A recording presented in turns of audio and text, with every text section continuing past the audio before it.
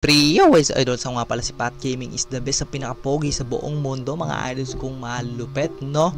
At na-ending na natin pala yung Outlast Whistleblower, mga idols kong makukulit. At ngayon ay maglalaro tayo ng...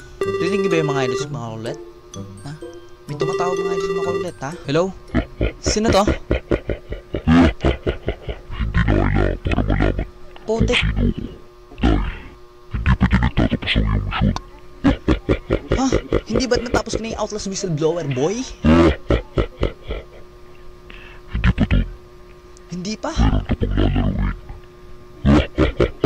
Meron pang iba? Priyo, idol, so nga pala si Pat Gaming is the best sa pinakamalupit sa buong mundo, no? Dahil nga natapos na natin yung Outlast Whistleblower, mga idols ko malulupit.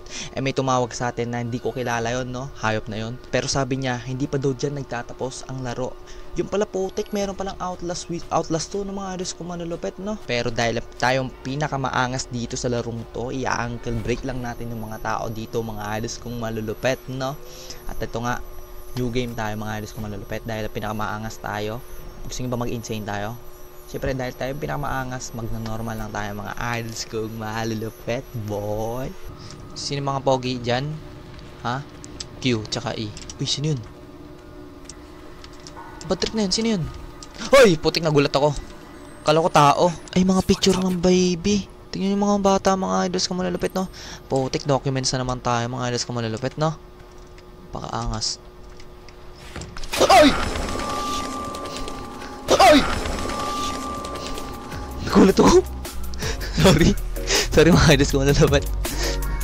Putik ko. Sakit.